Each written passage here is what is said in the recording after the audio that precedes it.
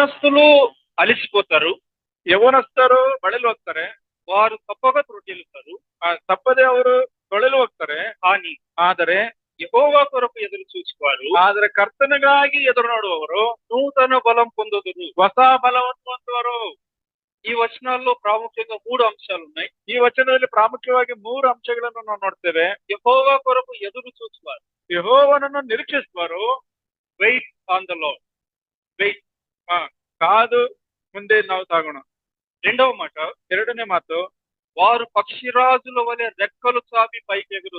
ಹದ್ದುಗಳಂತವರು ರೆಕ್ಕೆಗಳನ್ನು ಹಾರಿ ಅವರು ಮುಂದೆ ಏರುವರು ಎಂಬುದನ್ನು ನೋಡ್ತೇವೆ.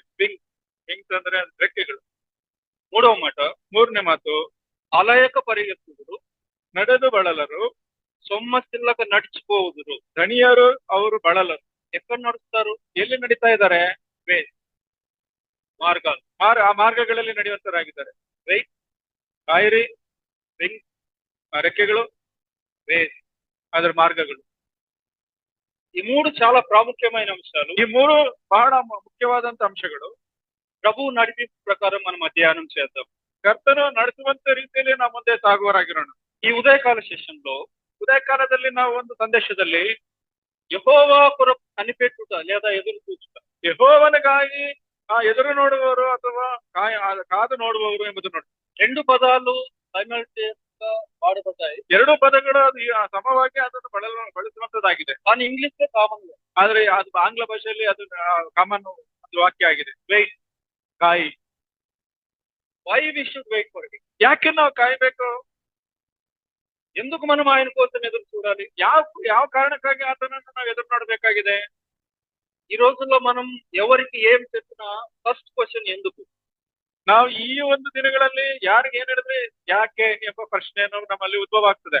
ఎందుకు చర్చ కావాలి? ಯಾಕೆ ನಾವು ಸಭೆಗೆ ಬರಬೇಕು? ఎందుకు బైబిల్ చదవాలి? ಯಾಕೆ ನಾವು ಸತ್ಯವಾದ ಧ್ಯಾನ ಮಾಡಬೇಕು? ఎందుకు క్రిస్టియానిటీలోనే ఉండాలి? ಯಾಕೆ ಕ್ರೈಸ್ತತ್ವದಲ್ಲಿ ನಾವು ಇರಬೇಕು? ఎందుకు యేసుక్రీస్తు కోసమే ఎదురు చూడాలి? ಯಾಕೆ ಯೇಸು ಕ್ರಿಸ್ತನಿಗಾಗಿ ನಾವು ಎದುರು ನೋಡಬೇಕು? Why can't I enjoy like the world? ಯಾಕೆ ನಾನು ಈ ಲೋಕದಲ್ಲಿ ಅನೇಕ ಜನರನ್ನ ಆ ರೀತಿಯಲ್ಲಿ ನಾನು ಈ ಲೋಕದಲ್ಲಿ ಇರಬಾರದು?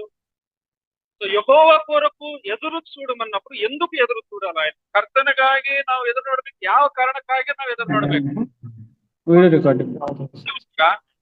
ఆయన మన కోసం ఎదురు చూస్తున్నాడు కాబట్టి. ಆತನು ನಮಗೋಸ್ಕರ ಎದುರು ನೋಡುವ ಕರ್ತನಾಗಿದ್ದಾನೆ.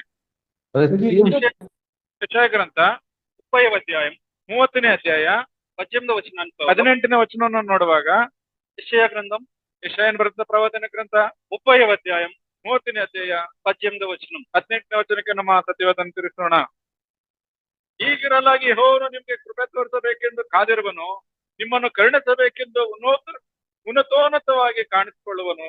ಯೆಹೋವನು ನ್ಯಾಯ ಸ್ವರೂಪನಾದ ದೇವರು, ಆತನಿಗಾಗಿ ಕಾದಿರುವರೆಲ್ಲರೂ ಧನ್ಯರು. 2 మాటలు రాయబడ్డాయి. 2 ಮಾತುಗಳು ಬರೆಯಲ್ಪಟ್ಟಿದೆ. మొదట యెహోవా ఎదురు చూస్తున్నాడు. ಕರ್ತನು ಯೆಹೋವ ದೇವರು ಎದುರು ನೋಡ್ತಾ ಇದ್ದಾರೆ. ఆయన కనిపెడుతున్నాడు. ಆತನು ನಮ್ಮನ್ನು ಕಾದಿರುವಂತ ದೇವರಾಗಿದ್ದಾರೆ. మిమ్మల్ని కరుణించాలని ఆయన నిలబడి ఉన్నాడు. ನಿಮ್ಮನ್ನು ಕರುಣಿಸಬೇಕೆಂದು ಆತನು ನಿಂತಿದ್ದಾರೆ. రెండవదిగా, ಎರಡನೇದಾಗಿ, ఆయన నిమిత్తమై కనిపెట్టు వారందరూ ధన్యులు. ಆತನ ನಿಮಿತ್ತ ಒಂದು ಕಾದಿರುವವರು ಧನ್ಯರು. మొదట ఆయన కనిపెడుతున్నాడు. ಮೊದಲು ಆತನು ಕಾಯ್ತಾ ಇದ್ದಾನೆ. రెండవదిగా మనం కనిపెట్టాలి. ನಾವು ಕಾದಿರುವವರು ಕಾಯ್ಬೇಕಾಗಿದೆ. మనల్ని రక్షించాలని, ನಮ್ಮನ್ನು ರಕ್ಷಿಸೋದಕ್ಕೋಸ್ಕರ ఆయన ఎదురు చూస్తున్నాడు. ಆತನ ಎದುರು ನೋಡ್ತಾ ಇದ್ದಾರೆ. Because we belong to him. ಆದ್ರೆ ಆತನ ನಮಗೋಸ್ಕರ, మనం ఆయన నుండి వచ్చిన వారు. ನಾವು ಆತನ ನಿಮಿತ್ತ ಬಂದವರು. మన శరీరాన్ని ఆయనే చేశాడు. ನಮ್ಮ ಶರೀರವನ್ನು ಆತನೇ ಸಿದ್ಧಪಡಿಸಿದನು. మన ఆత్మను ఆయన సృష్టించాడు. ನಮ್ಮ ಆತ್ಮವನ್ನು ಆತನೇ ಸೃಷ್ಟಿ ಮಾಡಿದನು. మన ఎమోషన్స్ ఆయనే ఇచ్చాడు. ನಮ್ಮ ಎಮೋಷನ್ ಅಥವಾ ಉದ್ವೇಗತೆಯನ್ನು ಆತನೇ ನಮ್ಗೆ ಕೊಟ್ಟನು. మన కుటుంబాలు ఆయన ఇచ్చాడు. ನಮ್ಮ ಕುಟುಂಬಗಳನ್ನು ಆತನು ಕೊಟ್ಟನು. మన చదువు ఆయన ఇచ్చాడు. ನಮ್ಮ ಓದು ಅಥವಾ ವಿದ್ಯಾಭ್ಯಾಸವನ್ನು ಕೊಟ್ಟನು. మన ఉద్యోగాలు ఆయన ఇచ్చాడు. ನಮಗೆ ಉದ್ಯೋಗವನ್ನು ಕೊಟ್ಟನು. మన దగ్గర ఉన్నవన్నీ ఆయనవే. ನಮಗೆ ಇರುವಂತದೆಲ್ಲವೂ ಆತನದೇ. Is loving us. ಆತನ ನಮ್ಮನ್ನು ಪ್ರೀತಿ ಮಾಡ್ತಾನೆ. ఎప్పుడైనా ఆలోచించి, ಯಾವಾಗಾದ್ರೂ ನೀವು ಆಲೋಚನೆ ಮಾಡಿದ್ದೀರಾ? నా కోసం దేవుడు ప్రతిదినం ఎదురు చూస్తున్నాడు. ನನಗೋಸ್ಕರ ಕರ್ತನಾದ ದೇವರು ಪ್ರತಿದಿನವೂ ಎದುರು ನೋಡೋರಾಗಿದ್ದಾರೆ. ಹೌದು. ప్రతిదినం మనం ఎప్పుడు ప్రార్థిస్తామా ఆయన ఎదురు చూస్తూ ఉంటాం. ಪ್ರತಿದಿನವೂ ನಾವು ಯಾವಾಗ ಪ್ರಾರ್ಥನೆ ಮಾಡ್ತಾರೆ ನಮ್ಮನ್ನು ಆತನ ಎದುರು ನೋಡ್ತಾ ಇರ್ತಾರೆ. ప్రతిదినం మనం ఎప్పుడు తన వాక్యం దగ్గరకు వస్తామా అని ఆయన ఎదురు చూస్తున్నాడు. ಪ್ರತಿದಿನವೂ ಆತನ ವಾಕ್ಯಕ್ಕೆ ಯಾವಾಗ ಬರ್ತೀವಿ ಅಂತ ಅದ್ರ ಎದುರು ನೋಡ್ತಾ ಇದ್ದಾನೆ. మనల్ని ఆశీర్వదించాలని నేను ఎదురు ನಮ್ಮನ್ನು ಆಶೀರ್ವಾದ ಮಾಡ್ಬೇಕೆಂದು ಆತ ನಮ್ಮ ಮುಖಾಂತರ ಎದುರು ನೋಡ್ತಾ ಇರ್ತಾರೆ. Many times we don't know that. ಆದ್ರೆ ಕೆಲವು ಸಮಯದಲ್ಲಿ ಅದು ನಮ್ಗೆ ಗೊತ್ತೇ ಇರಲ್ಲ. Will be so casual. ನಾವು ಅದನ್ನ ಸಾಧಾರಣವಾಗಿ ಸಹಜವಾಗಿ ತಿಳ್ಕೊತೀವಿ. We don't ponder much about. ಅದ್ರ ಹೆಚ್ಚಾಗಿ ನಾವು ತಲೆ ಕೆಡಿಸ್ಕೊಳೋದಿಲ್ಲ, ಆಲೋಚನೆ ಮಾಡೋದಿಲ್ಲ. రోజు ఒక బాబు ప్రార్థన చేస్తూ ಒಂದ್ ದಿವಸ ಒಬ್ಬ ಸಹೋದರು ಪ್ರಾರ್ಥನೆ ಮಾಡ್ತಾ ಇದ್ದಾರೆ. నిర్ణయం తీసుకున్నాడు. ನಿರ್ಣಯವನ್ನು ತೆಗೆದುಕೊಂಡ್ರು. ప్రతిదినం నేను ఈ టైం దేవుని కలుసుకోవాలి. ಪ್ರತಿದಿನವೂ ಈ ಸಮಯಕ್ಕೆ ನಾನು ಕರ್ತನ ಸನ್ನಿಧಾನದಲ್ಲಿ ನಾನು ಆತನ ಸನ್ನಿಧಾನದಲ್ಲಿ ನಾನು ನಿಂತ್ಕೊಳ್ಬೇಕು, ಅದಕ್ಕೆ ಅವ್ರ ಜೊತೆಲಿ ಇರ್ಬೇಕೆಂಬುದನ್ನು ಹೇಳ್ತೀನಿ. సో ప్రతి ఉదయం కూడా ఆయన దేవుని దగ్గరికి వెళ్ళారు. ಪ್ರತಿ ಮುಂಜಾನೆಯಲ್ಲಿ ಆತನ ಸನ್ನಿಧಾನಕ್ಕೆ ಹೋಗ್ತಾ ಇದ್ರು. దేవునితో మాట్లాడేవారు. ಕರ್ತನ ಸಂಗಡ ಮಾತಾಡುವಂತ. దేవుడు కూడా అతనితో మాట్లాడారు. ಅಲ್ಲ, ಕರ್ತನ ಸಹ ಅವ್ರ ಸಂಗಡ ಮಾತಾಡ್ತಾ ಇದ್ರು. మంచి సహవాస. ಬಹಳ ಅವರ ಇಬ್ಬರ ಸಹವಾಸ ಚೆನ್ನಾಗಿತ್ತು. ఒకరోజు అనారోగ్యం ಆತನಿಗೆ ಅನಾರೋಗ್ಯ ಬಂತು. Not able to go to church. ಆತನ ಸಭೆಗೆ ಹೋಗಕ್ ಆಗ್ಲಿಲ್ಲ. Meeting time with God. ಆತನು ಕರ್ತನ ಸನ್ನಿಧಾನದಲ್ಲಿ ಆತನ ಜೊತೆಯಲ್ಲಿ ಆ ಒಂದು ಸಮಯವನ್ನು ಕಳಿಬೇಕಾಗಿತ್ತು. ಆದ್ರೆ ದೇವ್ರ ಕರ್ತನಾದ ದೇವ್ರಿಗೆ ಅದು ಗೊತ್ತು. హాస్పిటల్లో ఉన్నాడు. ಈತನ ಆಸ್ಪತ್ರೆಯಲ್ಲಿ ಇದ್ದಾನೆ. దేవుడు ಕರ್ತನಾದ ದೇವರೇ ಅಲ್ಲಿ ಆಸ್ಪತ್ರೆಗೆ ಹೋದ್ರು. ಆತನ ಪ್ರಸನ್ನತೆಯನ್ನು ತೋರಿಸಿದ್ರು. సో మర్చి ಆತನ ಎಷ್ಟು ಕರುಣೆ ತೋರಿಸಿದ್ರು. ಆತನ ಸ್ವರ ಅವ್ರಿಗೆ ಇವಾಗ ಸೋ ಹ್ಯಾಪಿ ದಟ್ ಬಾಯ್. ಆವಾಗ ಎಷ್ಟೋ ಸಂತೋಷ ಆನಂದ ಪಟ್ಟು ನಾವು ಸಹೋದರ ప్రతిదినం నేను కలుసుకునేవాడిని. ಪ್ರತಿ ದಿವಸ ನಾನು ಆತನನ್ನ ಸಂಧಿಸ್ತಾ ಇದ್ದೆ. దేవుడే ಕರ್ತನಾದ ದೇವರೇ ನನ್ನ ಸನ್ನಿಧಾನದಲ್ಲಿ ಗೊತ್ತು. there is only one religion where God saves. ಒಂದೇ ಒಂದು ಧರ್ಮ, ಅದು ಕರ್ತನಾದ ಮನುಷ್ಯನನ್ನು ಸಂಧಿಸುವುದ ಅದು ಕರ್ತನಾದ. ప్రతి మతంలో మనిషి దేవుని దగ్గరికి ಪ್ರತಿ ಮತಗಳಲ್ಲಿ, ಪ್ರತಿ ಜಾತಿ ಮತಗಳಲ್ಲಿ ಮನುಷ್ಯನು ದೇವರ ಬಳಿ ಹೋಗ್ತಾನೆ. ನಾನು ಆ ಬೆಟ್ಟಕ್ಕೆ ಹೋಗ್ಬೇಕು, నదికి వెళ్ళాలి. ನಾನು ಆ ನದಿಯಲ್ಲಿ ಸ್ನಾನ ಮಾಡ್ಬೇಕು. అప్పటి కూడా ఆ దేవుని దగ్గరకు వెళ్ళడానికి మనకు అవకాశం ఉండదు. ಅಲ್ಲಿಯವರೆಗೂ ನಾವು ಆ ಅವಕಾಶ ಇರೋದಿಲ್ಲ. దూరం నుంచి చూసి వచ్చారు. ದೂರದಿಂದ ಹೋಗಿ కానీ ಆದ್ರೆ క్రిస్టియానిటీ ఇస్ నాట్ లైక్. ಅದು ಕ್ರೈಸ್ತತ್ವ ಆ ರೀತಿ ಆಗಲ್ಲ. క్రీస్తే మన దగ్గరికి దిగి వచ్చాడు. ಕರ್ತನಾದ ಯೇಸು ಕ್ರಿಸ್ತನೇ ನಮ್ಮ ಬಳಿ ಆತನು ಇಳಿದು ಬಂದನು. మనం వెళ్ళకంటే ముందే ನಾವು ಹೋಗೋದಕ್ಕಿಂತ ಮೊದಲೇ ఆయన ಆತನೇ ಬಂದನು. ಆತನು ಕಾದಿರುವ ದೇವರು ನಮ್ಮಿಂದ. అందుకే ఆయన ఒక ఉపమానం చెప్పారు. ಒಂದು ಉಪಮಾನವನ್ನು ಹೀಗೆ ಹೇಳಿದರು. లూకాసు వార్త 15వ అధ్యాయం. ಲೂಕನ ಬರೆಸುವ 15ನೇ ಅಧ್ಯಾಯ. స్టోరీ మన అందరికి తెలుసు. ನಮ್ಮೆಲ್ಲರಿಗೂ ಆ ಒಂದು ಸತ್ಯದ ಕಥೆ ನಮ್ಗೆ ತಿಳಿದಿದೆ. తప్పిపోయిన కుమారుడు ಸತ್ಯವಾದ ಮಗನು తండ్రిని విడిచిపెట్టాడు. ತಂದೆಯನ್ನು ಬಿಟ್ಬಿಟ್ಟನು. తండ్రిని మర్చిపోయాడు. ಆ ತಂದೆಯನ್ನು ಮರ್ತೋದನು. ఆస్తి ఒక్కటే తీసుకున్నాడు. ಆಸ್ತಿ ಒಂದನ್ನೇ ತೆಗೆದುಕೊಂಡನು. ఆస్తి తండ్రి కంటే ఎక్కువగా భావించి ಆಸ್ತಿ ತಂದೆಗಿಂತ ಹೆಚ್ಚಾಗಿ ಆತನು ಭಾವಿಸಿಕೊಂಡನು. తండ్రికి ఇవ్వవలసిన సమయాన్ని వేస్ట్. ತಂದೆಗೆ ಕೊಡುವಂತ ಸಂಬಂಧ ಅಥವಾ ಸಮಯವನ್ನ ವೇಶ್ಯಗಳ ವ್ಯಭಿಚಾರದ ಸ್ತ್ರೀಯರಲ್ಲಿ ಕಳೆದನು. ಆಸ್ತಿ ಎಲ್ಲ ಕಳ್ಕೊಂಡು ఆలోచించాడు. ಆಲೋಚಿಸಿದನು. ತಂದೆ దగ్గరికి ಮತ್ತೆ ನನ್ನ ತಂದೆಯ ಬಳಿಗೆ ಹೋಗ್ಬೇಕು అనుకున్నాడు. ಅಂದ್ಕೊಂಡನು. తండ్రి నన్ను చేర్చుకోడు, ಕರ್ತನನ್ನು ಸೇರಿಸಿಕೊಳ್ಳೋದಿಲ್ಲ, కుమారునిగా స్వీకరించుకోడు, ತನ್ನ ಮಗನಾಗಿ ನನ್ನನ್ನು ಸ್ವೀಕರಿಸಿಕೊಳ್ಳೋದಿಲ್ಲ. ಅದು ಪರವಾಗಿಲ್ಲ, ನಾನು ಒಬ್ಬ ಸೇವಕನಾಗಿ ಹೋಗ್ತೇನೆ, ಗುಲಾಮನಾಗಿ ಸೇವಕನಾಗಿ ಹೋಗ್ತೇನೆ. నడుచుకుంటూ వస్తున్నాడు. ಕೊಂಡು ಬರ್ತಾ ಇದ್ದಾನೆ.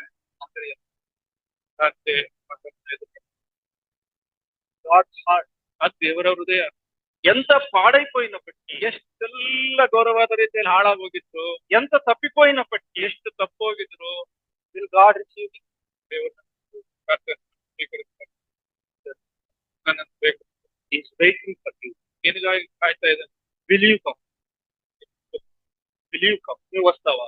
ನೀನ್ ಬಂದರೆ, నువ్వు వస్తావా? ನೀನ್ ಕರ್ತವ್ಯ ಬರೋದಾದ್ರೆ ఈ ఉదయకాల వేళ లేదా మధ్యాహ్న కాల వేళ, ఈ ఉదయ కాಲದಲ್ಲಿ ಹೇಗೆ, ಈ ಮಧ್ಯಾಹ್ನ ಕಾಲ ಹೇಗೆ ఆయనను ప్రార్థన చేద్దాం.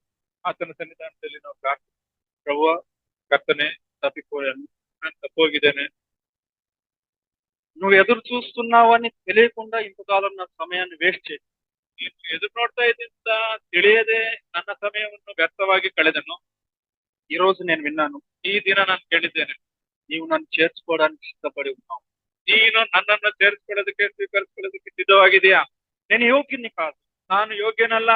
పైకి మంచివాడిని, ಮೇಲಕ್ಕೆ ತುಂಬಾ ಒಳ್ಳೆಯವನು. ಪ್ರಾರ್ಥನೆ ಮಾಡ್ತಾ ಇದ್ದಾನೆ, పాటలు పాడుతున్నాను, ಹಾಡುಗಳಾಡ್ತಾ ಇದ್ದಾನೆ. Parents think I'm very good, ತಂದೆ ತಾಯಿಗಳ ಕಡೆಯಿಂದ ಒಳ್ಳೆಯವನು ಅಂದ್ಕೊಂಡಿದ್ದೇನೆ. Pastors think I'm very good, ಸೇವಕರುಗಳಿಂದ ಸಭಾಪಾಲಕರಿಂದ ನಾನು ಒಳ್ಳೆ ಅಂದ್ಕೊಂಡಿದ್ದೇನೆ. ಆದ್ರೆ ನನ್ನ ಹೃದಯ ನನಗೆ ಗೊತ್ತು, నాకు తెలుసు, నాకు ನನ್ನ ಹೃದಯ ನನಗೆ ಗೊತ್ತು. చెడిపోయాను, ಕೆಟ್ಟೋಗಿದೆ. తెలుసుకున్నాను. ಬರ್ತಾ ಇದ್ದೇನೆ, చేర్చుకో. ಸೇರಿಸ್ಕೊ, ನನ್ನನ್ನು ಸ್ವೀಕರಿಸ್ಕೋ. అందుకు మనం ఆయన కోసం ఎదురు చూడాలి. ಅದಕ್ಕೋಸ್ಕರ ಆತನು ನಾವು ಎದುರು ನೋಡ್ಬೇಕು. ఆయన ఒక్కరే మన కోసం ఉన్నవాడు.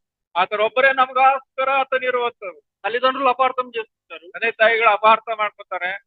మాస్టర్స్, సేవకులు, సంఘస్థులు మనల్ని అపార్థం చేసుకుంటారు. ಸಭಾಪಾಲಕರು, ಸಭಾ ಹಿರಿಯರು ನಮ್ಮನ್ನು ಅಪಾರ್ಥ ಮಾಡ್ಕೊಳ್ತಾರೆ. కానీ ఆయన ఎప్పుడు మనల్ని అపార్థం చేసుకోరు. ಆದ್ರೆ ಎಂದಿಗೂ ನಮ್ಮನ್ನು ಅಪಾರ್ಥ ಮಾಡ್ಕೊಳ್ಳೋದೇ ಇಲ್ಲ. కీర్తనకాడు ఒక బ్యూటిఫుల్ వర్స్ రాశాడు. ಕೀರ್ತನೆಗಾರನು ಒಂದು ಶ್ರೇಷ್ಠವಾದಂತ ವಾಚನಗಳನ್ನ ಅಲ್ಲಿ ನಾವು ಸತ್ಯವೇದದಲ್ಲಿ అది ఒకసారి చదువుదాం.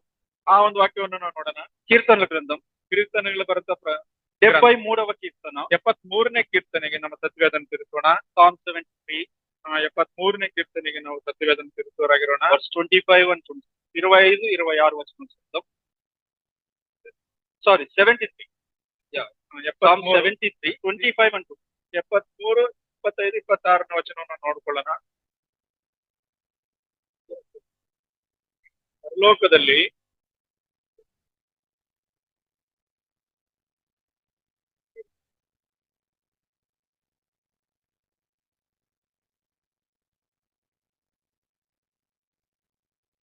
ఆకాశమందు నీవు తప్ప నాకెవరున్నారు, ಆಕಾಶದಿಂದ ನೀನು ತಪ್ಪದ ನಮ್ಗೆ ಇನ್ಯಾರು ಮತ್ಯಾರು అన్న ఏడ్చుతూ వచ్చిన మందిరానికి. ಅನ್ನಳು.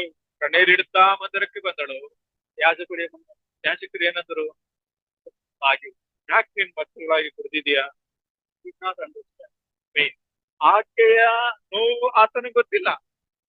Sometimes, మేము సేవకులు కూడా అర్థం చేసుకోవాలి. ಕೆಲವು ಸಂದರ್ಭದ ಸೇವಕರು, ಸಭಾ ಸೇವಕರು, ಸಭಾ ಹಿರಿಯರು ಅದನ್ನು ಅರ್ಥ ಮಾಡ್ಕೊಳ್ಳೋದು. ఇంట్లో ಮೇಲತ್ತರು భర్త ఏమన్నాడు? ಆ ಒಂದು ಅವ್ರ ಗಂಡ ಏನ್ ಹೇಳಿದ್ರು? నేను నీకు 10 మంది కుమారులు కంటే శ్రేష్టమైన ఎందుకు ಹೇಳ್ತೀನಿ? ನಿನಗೆ ನಾನು 10 ಮಕ್ಕಳಿಗಿಂತ ಶ್ರೇಷ್ಠ ನೀನ್ ಯಾಕೆ ಕಳ್ತೀಯ? ఆయన కూడా ఆమె బాధను చాలా తక్కువగానే అర్థం చేస్తుంది. ಆಕೆ ಆತನು ಸಹ ಆಕೆಯ ಬಾಧೆಯನ್ನು ತುಂಬಾ ಕಮ್ಮಿಯಾಗಿ ಆಕೆ ಅರ್ಥ ಮಾಡ್ತಾರೆ. ఎప్పుడైతే ఆమె దేవుని సన్నిధికి వచ్చిందో, ಯಾವಾಗ ಆಕೆಯು ಕರ್ತನ ಸನ್ನಿಧಾನದಲ್ಲಿ ಬಂದಳೋ, ಕರ್ತನು ಆಕೆಯ ಹೃದಯವನ್ನು ಇದಕ್ಕೆ మనం ఆయన ಅದರಿಂದಲೇ ನಾವು ಅದನ್ನು ಎದುರು ನೋಡರಾಗಿ సమయం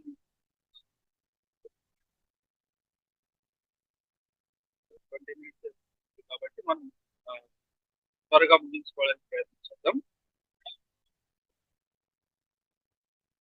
ಸಾಗೋಣ.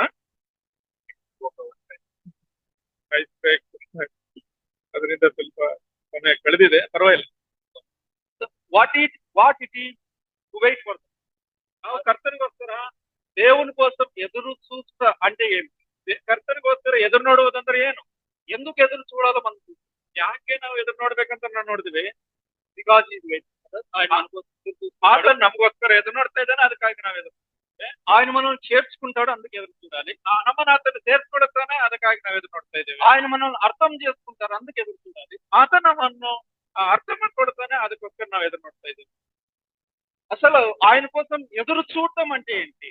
ಆದ್ರೂ ನಿಜವಾದದ್ದು ಆತನು ನಮಗೋಸ್ಕರ ಎದುರು ನೋಡೋದಿದ್ರೆ ಏನು? సో ఈ వెయిట్ చేయడానికి బైబిల్లో కొన్ని పదాలు యాడ్ చేశారు, కొన్ని కనెక్ట్ చేసి రాశారు.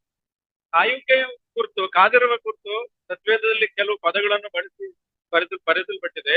ఉదాహరణకు కొన్ని పదాలు మనం చదువుకుందాం. ಆ ಉದಾಹರಣೆಗೆ ಕೆಲವು ಪದಗಳನ್ನು ನಾವು ಓದ್ತೀವಿ.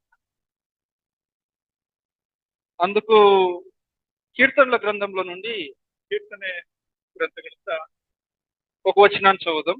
ಒಂದು ವಚನ ನೋಡೋಣ. ಕೀರ್ತನೆ ಭಾಗದಿಂದ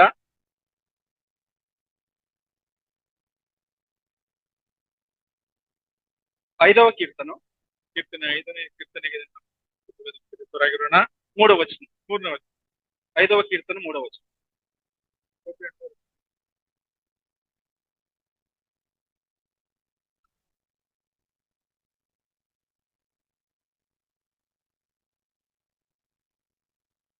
ఇక్కడ ಕಾಚಿ ಉಂಡು ಅನ್ನೋದಾಗ ಇಂಗ್ಲಿಷ್ ವೆಯ್ಟ್ అని ఉంది. ಕಾದಿರುವುದಂದ್ರೆ ಎದುರು ನೋಡುವಂತದ್ದು. ಸೊ ವೆಯ್ಟಿಂಗ್ ಪ್ರಾರ್ಥನಕ್ಕೂ ಕನೆಕ್ಷನ್ ఉంది. ಪ್ರಾರ್ಥನೆಗೂ ಮತ್ತೆ ಎದುರು ನೋಡೋದಕ್ಕೂ ಬಹಳ ಹತ್ತಿರ ಸಂಬಂಧ ಇದೆ. ఎదురు చూడటం అంటే ಎದುರು ನೋಡೋದಂದ್ರೆ ప్రార్థనలో ఎదురు చూడటం. ಪ್ರಾರ್ಥನೆಯ ಮುಖಾಂತರ ಎದುರು ನೋಡ್ಬೇಕು. ఇంకా కొన్ని వచనాలు ఉన్నాయి, ಇನ್ನು ಕೆಲವು ವಚನಗಳನ್ನು ನೋಡ್ತೇವೆ. అవి తర్వాత మనం ఆలోచన చేద్దాం. ಅದಾದ ನಂತರ ನಾವು ಅದನ್ನ ಆಲೋಚನೆ ಮಾಡೋಣ. మరొక వచనాన్ని చూద్దాం కీర్తన గ్రంథంలో నుండి. ಮತ್ತೊಂದು ವಚನ ನಾವು ಕೀರ್ತನೆ ಗ್ರಂಥದಿಂದ ನೋಡೋರಾಗಿರೋಣ. 40వ కీర్తన 40ನೇ ಕೀರ್ತನೆ మొదటి వచనం. ಮೊದಲನೇ ವಚನ. 41. 40ನೇ ಅಧ್ಯಾಯ ಮೊದಲನೇ ವಚನ.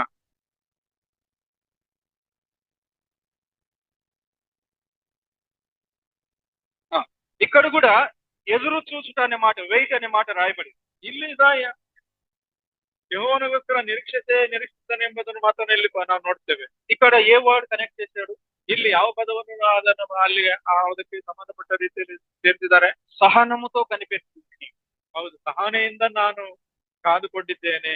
ప్రార్థిస్తూ కనిపెట్టుకుంటే ఒక వచనం. ಪ್ರಾರ್ಥನೆ ಮುಖಾಂತರ ನಾನು ಕಾಯ್ತಾ ಇದ್ದೀನಿ, ಎದುರು ನೋಡ್ತಾ ಇದ್ದೀನಿ ಎಂಬುದು ಒಂದು ಪದ. సహనముతో కనిపెట్టుకుంటుంది ಸಹನೆಯಿಂದ ನಾನು ಕಾದುಕೊಂಡಿದ್ದೇನೆ ಎಂಬುದನ್ನು ಎರಡನೇ ಪದ. మరొక వచనం చదువుదాం. ಮತ್ತೊಂದು ವಚನ ನೋಡುವಾಗ యోహాను మొదటి పత్రిక ಮೊದಲನೇ ಯೋಹಾನದ ಪತ್ರಿಕೆ 3వ అధ్యాయం 3ನೇ ಅಧ್ಯಾಯ 3వ వచనం. 1 ಯೋಹಾನ 3ನೇ ಅಧ್ಯಾಯ 3ನೇ ವಚನ.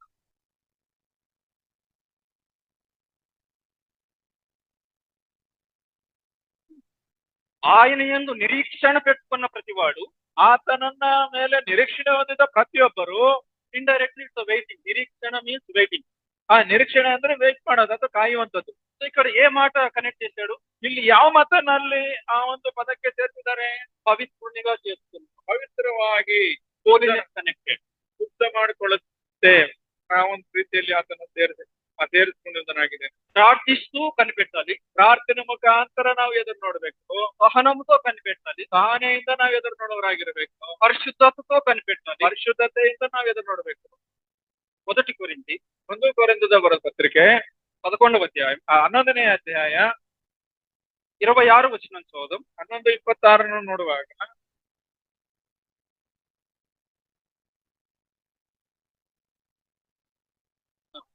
సో ఈ అధ్యాయం కూడా నిరీక్షణ గురించి రాయబడి ఉంది. ಈ ಅಧ್ಯಾಯವೆಲ್ಲವೂ ನಿರೀಕ್ಷಣೆಯನ್ನು ಕುರಿತು ಬರೆಯಲ್ಪಟ್ಟಿದೆ. ಇಲ್ಲ ಆತ್ಮ ప్రభు వచ్చేంత వరకు. ಹೌದು, ಕರ್ತನು ಬರುವ ತನಕ ಎಂಬುದನ್ನು ನಾವು ನೋಡ್ತೇವೆ. సో ఆయన కోసం ఎదురు చూసే ప్రతివాడు, ಆತನಿಗೋಸ್ಕರ ಎದುರು ನೋಡುವ ಪ್ರತಿಯೊಬ್ಬರು రొట్టెలో ద్రాక్షారసంలో పాలు పొందాలి. ರೊಟ್ಟಿಯಲ್ಲಿ ದ್ರಾಕ್ಷಾರಸದಲ್ಲಿ ಅವರು ಪಾಲು ತೆಗೆದುಕೊಳ್ಳಬೇಕು. ఇది ఏం చూపిస్తుంది? ಇದು ಏನನ್ನು ನೋಡ್ತದೆ? ನಮಗೆ ಸೂಚಿಸುವಂತದ್ದಾಗಿದೆ. ఆయన కోసం ఎదురు చూపుట ఎలాగంటే వ్యక్తిగతంగా ఓకే, ప్లస్ విత్ సంఘముతో సహవాసంతో ఎదురు చూడాలి. ಆತನನ್ನು ಎದುರು ವ್ಯಕ್ತಿಗತವಾಗಿ ಸಭೆಯಾಗಿ ಅದನ್ನು ಸೂಚಿಸುವಂತದ್ದಾಗಿದೆ. సో అదే మాట 33లో కూడా రాశాడు ఇదే అధ్యాయం. ಅದೇ ವಚನವನ್ನು 33ನೇ ನಾವು ಬರ್ತಿದೆ. ఒకసారి చదవండి. 33వ వచనం. 33ನೇ ವಚನ ನೋಡ್ರಿ. ಈ ಭೋಜನವನ್ನು ಮಾಡುವುದಕ್ಕೆ ಕೂಡಿ ಬರುವಾಗ ಒಬ್ಬರನ್ನೊಬ್ಬರು ಕಾದಿಕೊಳ್ಳಿರಿ. ఒకని కొరకొకడు వెయిట్ ఫర్ వన్ అనదర్ అనే మాట రాయబడింది. ಒಬ್ಬರಿಗೊಬ್ಬರಿಗೋರು ನೀವು ಕಾದಿಕೊಳ್ಳರಿ, ಒಬ್ಬರಿಗೂ ಅಂತ ಇಲ್ಲಿ ಬರೆಯಲ್ಪಟ್ಟಿದೆ. దేనికోసం వెయిట్ చేయాలి? ಯಾವ ಕಾರಣಕ್ಕಾಗಿ ನಾವು ಎದುರು ನೋಡಬೇಕು? ಫಾರ್ ಆಲ್ ಬಿಲೀವರ್ಸ್, ಎಲ್ಲಾ ವಿಶ್ವಾಸಿಗಳು సహవాసం కొరకు, ಸಹವಾಸಕ್ಕೋಸ್ಕರ. సహవాసం చేస్తూ కనిపెట్టాలి. ಸಹವಾಸವನ್ನು ಮಾಡುತ್ತಾ ನಾವು ಎದುರು ನೋಡೋರಾಗಿ. ఎవరికోసం? ಯಾರಿಗೋಸ್ಕರ? ప్రభు కోసం. ಕರ್ತನಿಗೋಸ್ಕರ. Is coming again. ಮತ್ತೆ ಆತನು ಬರುವಾತನಾಗಿದ್ದಾನೆ. ఆయన వస్తూ ఉండగా ಆತನು ಬರುವುದರಿಂದ, ఆయన రాకడ ಆತನು ಬರುವುದಕ್ಕೋಸ್ಕರ సంఘముగా సహవాసముగా మనం కనిపెట్టాలి. ಸಭೆಯಾಗಿ ಸಹವಾಸವಾಗಿ ನಾವು ಎದುರು ನೋಡೋರಾಗಿರಬೇಕು. ఫైనల్ గా ఇంకొక వచనం చదువుదాం. ಮುಕ್ತಾಯವಾಗಿ ಕೊನೆಯದಾಗಿ ನಾವು ಇನ್ನೊಂದು ವಚನ ನೋಡೋಣ. మత్తయి సువార్త ಮತ್ತಾಯನ ಬರೆದ ಸುವಾರ್ತೆ 24వ అధ్యాయం 24ನೇ ಅಧ್ಯಾಯ. మత్తయి సువార్త 24వ అధ్యాయం ಮತ್ತಾಯನ ಬರೆದ ಸುವಾರ್ತೆ 24ನೇ ಅಧ್ಯಾಯಕ್ಕೆ ನಮ್ಮ ಸತ್ಯವೇದನ ತಿಳ್ಕೋಣ. 49వ వచనాన్ని చదువుదాం. 49ನೇ ವಚನವನ್ನು ನಾವು ನೋಡೋಣ.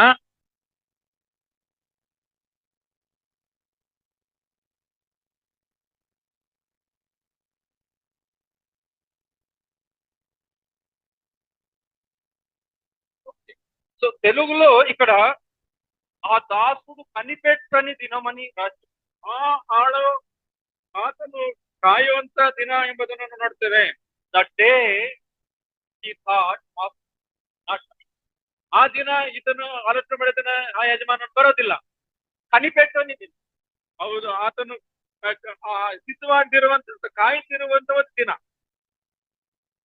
దాసుడు యజమానుడనే లింక్ ఆఫ్ రాశారు. ದಾಸನು ಯಜಮಾನ್ ಎಂಬ ಪದಗಳನ್ನ ಅಲ್ಲಿ ಉಪಯೋಗಿಸಿ ಬರೆದರು. ఎదురు చూడటం కనిపెట్టడానికి రాస్తూ దాసుడు యజమాని కోసం ఎదురు చూడాలని రాశారు. ದಾಸನು ಯಜಮಾನನಿಗೋಸ್ಕರ ಎದುರು ನೋಡ್ಬೇಕೆಂಬುದನ್ನು ಇಲ್ಲಿ ಬರೆಯಲ್ಪಟ್ಟಿದೆ. దాసుడు ఏం చేస్తాడు? ದಾಸನು ಏನ್ ಮಾಡ್ತಾರೆ? ఏం చేస్తాడు? ఈ ಈ సర్వింగ్. ದಾಸನು ಸೇವೆ ಮಾಡ್ಬೇಕು, పని చేస్తాడు, ಕೆಲಸ ಮಾಡ್ಬೇಕು. మనం ఎలా ఎదురు చూడాలి? ನಾವು ಹೇಗೆ ಎದುರು ನೋಡ್ಬೇಕು? పని చేస్తూ ఎదురు చూడాలి, ಕೆಲಸ ಮಾಡುತ್ತಾ ಎದುರು ನೋಡ್ಬೇಕು. By serving.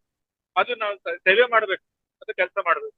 సో ఈ వచనాలు మన మనసులో ఉంచుకుందాం. ಈ ವಚನಗಳನ್ನ ನಮ್ಮ ಮನಸ್ಸಿನಲ್ಲಿ ಇಟ್ಕೊಂಡಾಗ ప్రభు కోసం ఎదురు చూడటం, వెయిట్ అపాన్ ద లార్డ్ అంటే అర్థం ఏంటి? ಕರ್ತನಿಗೋಸ್ಕರ ಎದುರು ನೋಡುವಂತದ್ರ ಅರ್ಥ ಏನಂದ್ರೆ, ఊరికే ఇంట్లో కూర్చుని డోర్స్ అన్ని వేసుకుని సైలెంట్ గా కూర్చుని ప్రభువా నేను ఎదురు చూస్తాను అది కాదు. ಕುಟುಂಬ ಮನೆಯಲ್ಲಿ ಕುತ್ಕೊಂಡು ಬಾಗಿಲುಗಳೆಲ್ಲ ಮುಚ್ಕೊಂಡು ನಾನು ನಿನ್ನ ಸನ್ನಿಧಾನದಲ್ಲಿ ಎದುರು ನೋಡ್ತಾ ಇದ್ದ ಅದಲ್ಲ.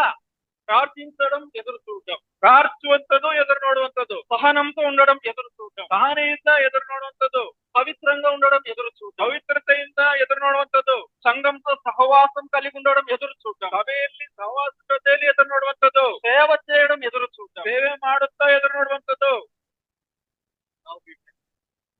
ಈ ಪದಗಳ ಮತ್ತೆ ನಾವು ಅದನ್ನ ಮತ್ತೆ ನಾವು ಅದನ್ನ ತಿಳಿಯಪಡಿಸೋದಾದ್ರೆ, ఫైనల్లీ ఈ క్వశ్చన్స్ కొన్ని క్వశ్చన్స్ రిపీట్ అయ్యాయి.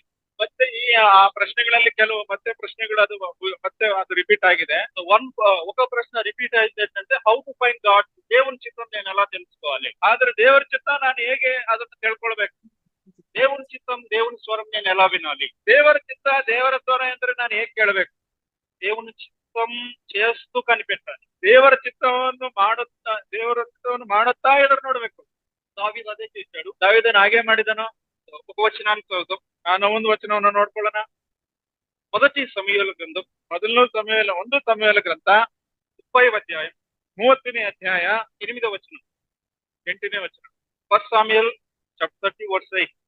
1 ಸಮುವೇಲ 38.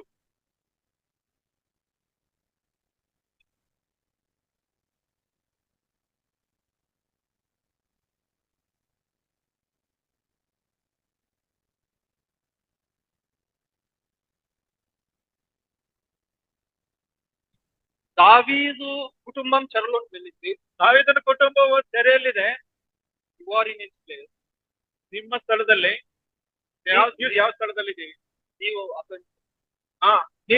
ನೀವೆಲ್ಲರೂ ಅದೇ ಸ್ಥಳದಲ್ಲಿ ಇರೋದಾದ್ರೆ మీరేం చేస్తారు? ನೀವೇನ್ ಮಾಡ್ತೀರಿ? ಆತನ ಸ್ಥಾನದಲ್ಲಿ ನೀವಿರೋದಾದ್ರೆ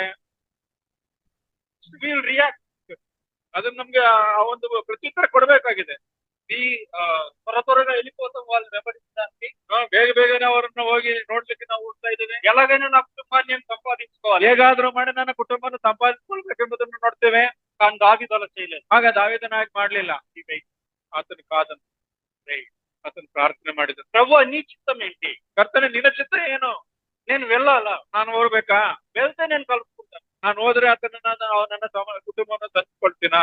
హియర్ వెయిటింగ్, ఇక్కడ ఎదురు చూడటం, ಇಲ್ಲಿ ಎದುರು ನೋಡುವಂತದ್ದು దేవుని చిత్తంతో కనెక్ట్ చేయబడి ఉంది. ಕರ್ತನ ಚಿತ್ತಾನುಸಾರವಾಗಿ ಅದು ಸೇರಿಸಲ್ಪಟ್ಟಂತದಾಗಿದೆ. ಬಹಳ ವಚನಗಳಿದೆ ಎದುರು ನೋಡುವಂತ ವಿಚಾರದ. ಮೊದಲನೇ ಪ್ರಶ್ನೆ, ಪ್ರಾರ್ಥಿಸ್ತು ಎದುರು చూస్తాం. ಪ್ರಾರ್ಥನೆಯಿಂದ ಮುಖಾಂತರ ನಾವು ಎದುರು ನೋಡ್ತಾ ಇದೀವಾ? నా జీవితంలో ప్రార్థనకు నేను ఎంత సమయాన్ని కేటాయిస్తున్నాను? ನನ್ನ ಜೀವಿತದಲ್ಲಿ ಪ್ರಾರ್ಥನೆಗೆ ನಾನು ಎಷ್ಟು ಸಮಯವನ್ನು ನಿಗದಿ ಮಾಡ್ತಾ ಇದ್ದೇನೆ? కీర్తనకారుడు అన్నారు, ಕೀರ್ತನೆಗಾರನಿಗೆ ಹೇಳಿದನು, నా ప్రార్థన నేను సిద్ధము చేసి కాచుకొని ఉండును. ನನ್ನ ಪ್ರಾರ್ಥನೆ ನಾನು ಸಿದ್ಧ ಮಾಡಿ ಎದುರು ನೋಡ್ತಾ ಇದ್ದೇನೆ. ನಾನು ದೇವರನ್ನು ಸಲ್ಲಿಸೋದಕ್ಕೋಸ್ಕರ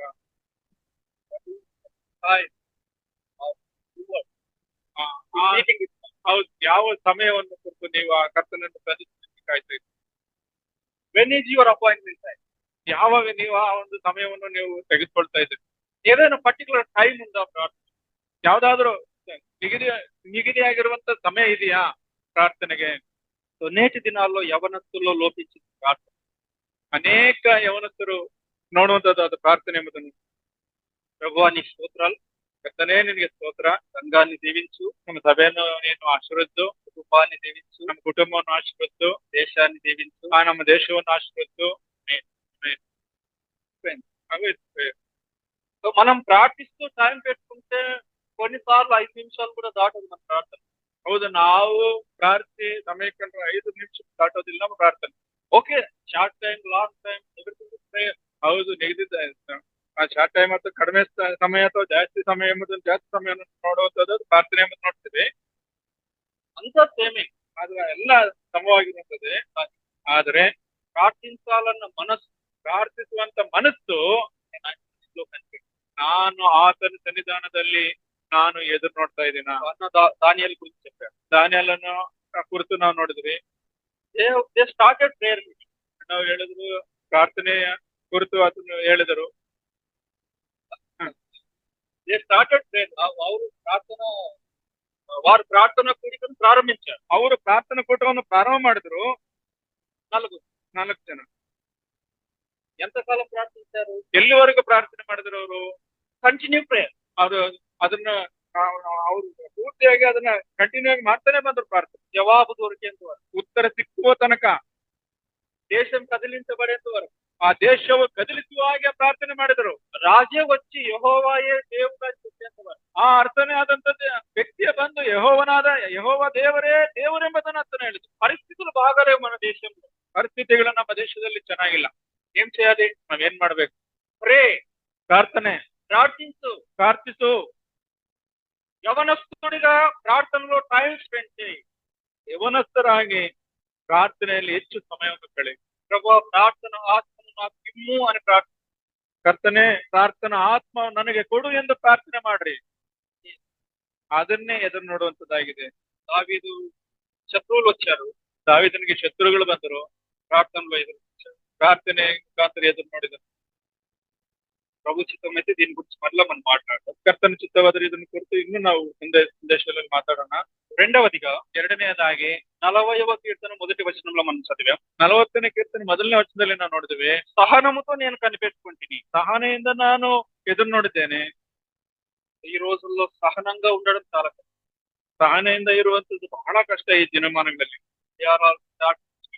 ನಾವೆಲ್ಲರೂ ಸ್ವಲ್ಪವಾಗಿ ಶಾರ್ಟ್ ಅಂಡ್ ಸ್ವೀಟ್ ಆಗಿ ಮುಗಿಸ್ಬಿಡ್ತೀವಿ. ఎక్కువ మనకు ఓపిక తక్కువ ఉంటుంది. ತಾಳ್ಮೆ ನಮ್ಗೆ ಕಡಿಮೆ ಇದೆ. దేవుడు కొన్నిసార్లు ఓపిక ఇవ్వడానికి వెయిట్ చేస్తాడు. ಹೌದು, ನಮ್ಗೆ ತಾಳ್ಮೆ ಕೊಡೋದಕ್ಕೋಸ್ಕರ, ತಾಳ್ಮೆ ಬೆಳೆಸೋದಕ್ಕೋಸ್ಕರ ಕರ್ತನ ಸಮಯ ನಮ್ಗೆ ಆತನ ಕಳಿಬೇಕೆಂಬುದು. అబ్రహాం ఎన్నేళ్ళు వెయిట్ చేశాడు? ಅಬ್ರಾಮನ್ ಎಷ್ಟು ವರ್ಷ ಕಾದ? 25 ವರ್ಷ. 25 ವರ್ಷ. యోసేపు ఎన్ని సంవత్సరాలు వెయిట్ చేశాడు? యోసేపుని ಎಷ್ಟು ವರ್ಷ ಕಾದಿದ್ದು? 13 ವರ್ಷ. దాదాపు 13. దావీదు ఎన్నేళ్ళు వెయిట్ చేశాడు? దావీదుని ಎಷ್ಟು ವರ್ಷ ಕಾದ? 15 ವರ್ಷ. ప్రభు సిలువలో ఎన్ని గంటలు వెయిట్ చేశాడు? ಕರ್ತನಾದ ಯೇಸು ಕ್ರಿಸ್ತನು ಶಿಲುಬೆಯಲ್ಲಿ ಎಷ್ಟು ಗಂಟೆಗಳನ್ನ ಅಲ್ಲಿ ಕಾಯ್ದರು? ಗಂಟೆಗಳು, 6 ಗಂಟೆಗಳನ್ನು. ಬಹಳ ಕಷ್ಟ. శిలువ కోసం మరలా ఎన్ని సంవత్సరాలు వెయిట్ చేశారు? ಶಿಲುಬೆಗೋಸ್ಕರ ಆತನು ಎಷ್ಟು ವರ್ಷ ಕಾದ? ಶಿಲುಬೆಗೋಸ್ಕರ ಹೋಗೋದಕ್ಕೆ ಎಷ್ಟು ವರ್ಷ ಕಾದರು?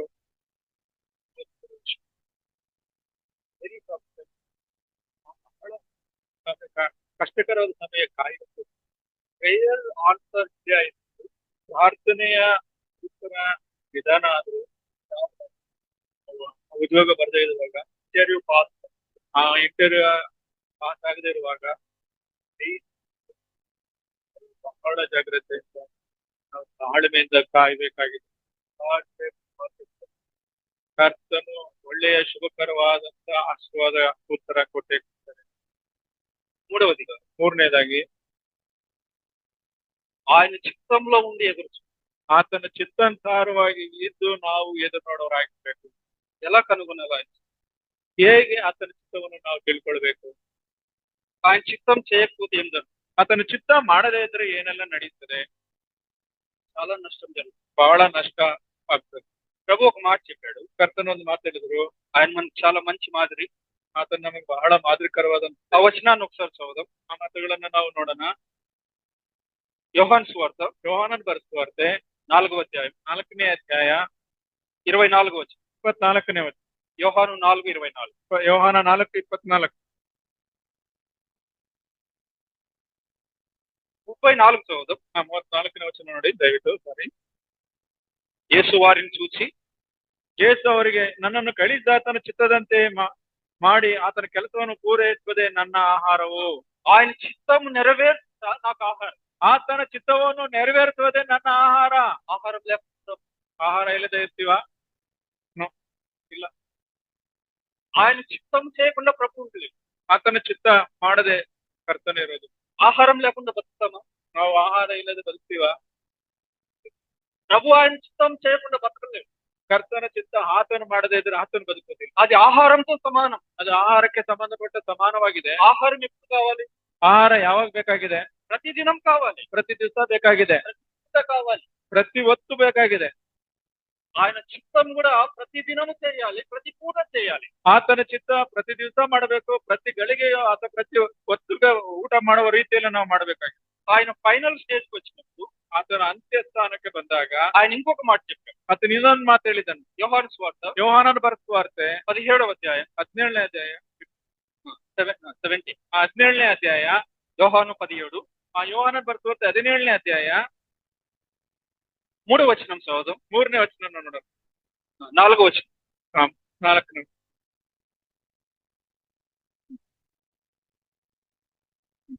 చేయుటకు నీవిచ్చిన పని నేను సంపూర్ణంగా నెరవేర్చింది. ಮಾಡಬೇಕೆಂದು ನೀನು ನನಗೆ ಕೊಟ್ಟ ಕೆಲಸವನ್ನು ನಾನು ಸಂಪೂರ್ಣವಾಗಿ ನೆರವೇರಿಸಿದ್ದೇನೆ. నీ చిత్తము సంపూర్ణంగా నేను నెరవేర్చి, ನಿನ್ನ ಚಿತ್ತವು ಸಂಪೂರ್ಣವಾಗಿ ನೆರವೇರಿಸಿದ್ದೇನೆ. ఎలా కనుగొంటాను? ಹೇಗೆ ಆತನ ಚಿತ್ತವನ್ನು ನಾವು ಕಂಡುಹಿಡಿಬೇಕು? ಅದು ಮೊದಲನೇದು ప్రే, ಪ್ರಾರ್ಥನೆ. సో ప్రార్థిస్తూ ఆయన చిత్తాన్ని కనుగోవాలి. ಪ್ರಾರ್ಥನೆ ಮಾಡೋ ಮುಖಾಂತರ ಆತನ ಚಿತ್ತ ಏನೆಂಬುದನ್ನು ನಾವು ತಿಳ್ಕೊಳ್ಬೇಕು. 143వ కీర్తన 149ನೇ ಕೀರ್ತನೆಗೆ 10వ వచనం. 10ನೇ ವಚನ. 143:10. 143 10 ವಚನ ನೋಡ. 10ನೇ ವಚನ ನೋಡೋಣ. నీవే నా దేవుడవు, ನೀನೇ ನನ್ನ ದೇವರು, నీ చిత్తానుసారముగా ప్రవర్తించుట నాకు నేర్పు. ನಿನ್ನ ಚಿತ್ತಾನುಸಾರವಾಗಿ ನಾನು ನಡೆಯುವುದನ್ನು ನನಗೆ ಕಲಿಸು. Start with prayer. ಆತನು ಪ್ರಾರ್ಥನೆ ಪೂರ್ವಕವಾಗಿ ಆತನು ಪ್ರಾರ್ಥನೆ ಪ್ರಾರಂಭ ಮಾಡಿದ. చిన్న విషయం పెద్ద విషయం ఖచ్చితంగా ప్రేయర్ చేయాలి. ಸಣ್ಣ ವಿಚಾರ ಆಗಲಿ ದೊಡ್ಡ ವಿಚಾರ ಆಗಲಿ ಖಚಿತವಾಗಿ ಪ್ರಾರ್ಥನೆ ಮಾಡಲೇಬೇಕು. ఇది అలవాటుగా చేసుకోండి. ಇದನ್ನು ನಾವು ಕ್ರಮವಾಗಿ ನಾವು ಏನ್ ಚದవాలి, ಏನನ್ನು ಓದಬೇಕು. ప్రభువా నాకు తెలియజేయ నీ చిత్తం ఏంటో. ನಿನ್ನ ಚಿತ್ತ ಏನೆಂಬುದು ನನಗೆ ತಿಳಿಯಪಡಿಸಿ ಕರ್ತನೆ ಅಂತ ಕೇಳೋಣ. ఏ ఉద్యోగం చేయాలి? ನಾನು ಯಾವ ಉದ್ಯೋಗವನ್ನು ಮಾಡಬೇಕು? ఇక్కడ 15,000 ఉంది, ಇಲ್ಲಿ 15,000 ಇದೆ, అక్కడ 40,000 ఉంది. ಅಲ್ಲಿ 40,000 ಇದೆ. వెంటనే మనం 40,000 దానికి సపోర్ట్ చేస్తాం. ನಮ್ಮ ಕೂಡಲೇ 40,000 ಇರುವ ಸಂಬಳಕ್ಕೆ ನಾವು ಅದನ್ನ ಸಿದ್ಧಪಡಿಸ್ತೇವೆ. కూర్చొని ప్రేయర్ చేయం. ಕುತ್ಕೊಂಡು ನಾವು ಪ್ರಾರ್ಥನೆ ಮಾಡಲ್ಲ. ఏదేం ನಾನು ಯಾವುದನ್ನ ನಾನು ಆಯ್ಕೆ ಮಾಡ್ಕೊಳ್ಬೇಕು? డ్రెస్ కొనాలి, ನಾನೊಂದು ಬಟ್ಟೆಯನ್ನು ಹಾಕೊಳ್ಳೋದಕ್ಕೆ ನಾನು ಅದನ್ನ ಪರ್ಚೇಸ್ ಮಾಡ್ಬೇಕು ಅಂತ ಕೊಂಡ್ಕೋಬೇಕು. ನಾವು ಹೋಗಿ ತಗೊಂಡ್ಬಿಡ್ತೀವಿ. ಮೊಬೈಲ್ ಅನ್ನು ನಾನು ಕೊಂಡ್ಕೊಳ್ಬೇಕು. వెళ్ళి కొనుక్కో. ನಾವು ಹೋಗಿ ಕೊಂಡ್ಕೊಂಡ್ಬರ್ತೀವಿ. దాని వెనక ప్రార్థిస్తావా? ಅದ್ರ ಹಿಂದೆ ನೀವು ಪ್ರಾರ್ಥನೆ ಮಾಡಿದ್ರ అలా ఉంటుంది. ತುಂಬಾ ಜನ ಅದನ್ನ ಮಾಡೋದಿಲ್ಲ. అందుకే దేవుడు బయలుపరుస్తాడు. ಆದ್ದರಿಂದಲೇ ಆತನ ಚಿತ್ತ ನಮ್ಮಲ್ಲಿ ಆತನು ಬಹಿರಂಗ ಪಡಿಸೋದಿಲ್ಲ. ఎవరైతే చిన్నదానికి పెద్దదానికి దేవుని చిత్తం కోసం ప్రార్థన చేస్తారో అటువంటి వారికి దేవుడు తన చిత్తాన్ని బయలుపరుస్తాడు. ಯಾರು ಸಣ್ಣದಾಗಿ ದೊಡ್ಡ ಕಾರ್ಯಗಳಿಗಾಗಿ ಯಾರು ಆತನ ಚಿತ್ತಕ್ಕೋಸ್ಕರ ಪ್ರಾರ್ಥನೆ ಮಾಡ್ತಾರೋ ಆತನ ಚಿತ್ತವು ಅವರ ಮಧ್ಯದಲ್ಲಿ ಬಹಿರಂಗ ಪಡಿಸ್ತಾರೆ. బై ప్రేయర్, ಪ್ರಾರ್ಥನೆ. ఏదైనా చేయడానికి, ಯಾವುದೇ ಕೆಲಸ ಪ್ರಾರಂಭ ಮಾಡೋದಕ್ಕೆ ಮೊದಲು, దినాన్ని ఆరంభించడం కంటే ముందు, ಒಂದು ದಿನ ಪ್ರಾರಂಭ ಮಾಡೋದಕ್ಕೆ ಮೊದಲು ಕರ್ತನೆ ನಿನ್ನ ಚಿತ್ತ ನನಗೆ ಕಳಿಸು. తరువాత ಆದ್ದರಿಂದ ಅದಾದ ನಂತರ మత్తయి సువార్త ಮತ್ತಾಯನ ಬರೆದ ಸುವಾರ್ತೆ 26:39. 26:39ಕ್ಕೆ ನಮಗೆ ತಿಳಿಸೋಣ. మత్తయి 26:39. 26:39.